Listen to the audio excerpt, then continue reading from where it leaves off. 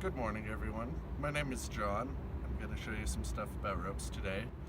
But first of all, seek out instruction from qualified instructors before attempting any of this on your own. Something I want to go over is the different materials these are made out of, or the different, some of your different options as far as prusik cords. This one is just a piece of accessory cord. It probably cost 60-70 cents to make. This one is a commercially sewn product. It's made of a Technora, which is a fiber similar to Kevlar, so it's very heat and abrasion resistant, but it's also got kind of a strange almost rectangular weave, so when it sits on the rope it only sticks out a very small amount. So even though it's overall larger than the accessory cord, it still has a tendency to slide around and get jammed in. And these retail for, I think, about $25. So in this case, the more expensive product can be less effective. And then there, that lost about 6-8 inches on a reset. And then this is also a commercially sewn cord. The interesting thing about it is, since it has loops in each end, you can tie a wider variety of friction hitches. It's also, this one is 7mm, but it's a very soft material, so it can grip on a similar diameter rope. For example, there's also a 8mm version, and you can use the 8mm prusik on an 8mm rope, because tied properly and with the really soft, supple material, it grips well. So you're 2mm less than your rope rule kind of goes out the window. And because it's so fat, it mines on the press or on the pulley absolutely beautifully.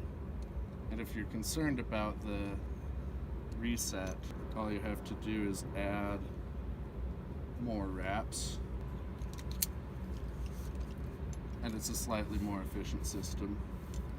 One of the best options I found for this problem with my Swiftwater Rescue pin kit was to tie prusik cords out of cheap and readily available prusik cord and save a lot of money.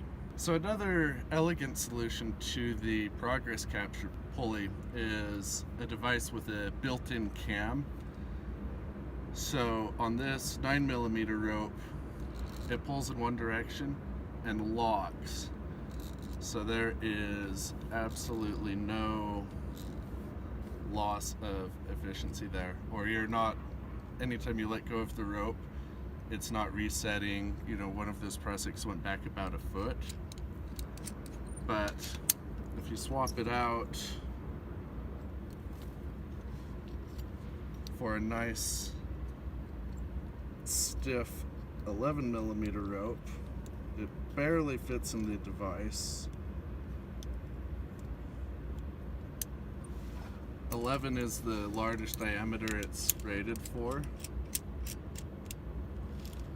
and it actually takes a little bit of distance for the teeth to engage, or maybe right there it didn't quite.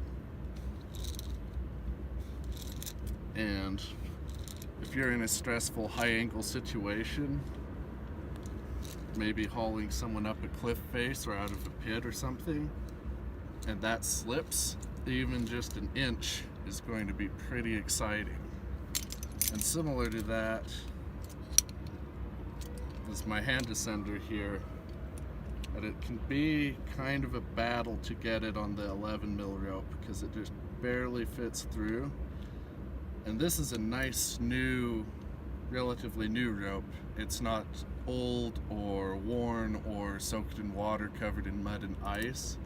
So under those situations, this becomes a lot more difficult, whereas the 9mm slides right in. So what I want to emphasize with that is both of these ropes are acceptable. You know, the devices are rated for 8 to 11. This is 11, this is 9, so they're well within the specs for the device. But it just because it's safe doesn't mean it works well. So practice hard. Try this stuff in a low angle environment or at home, so when you need it, you're better prepared. And that's a wrap.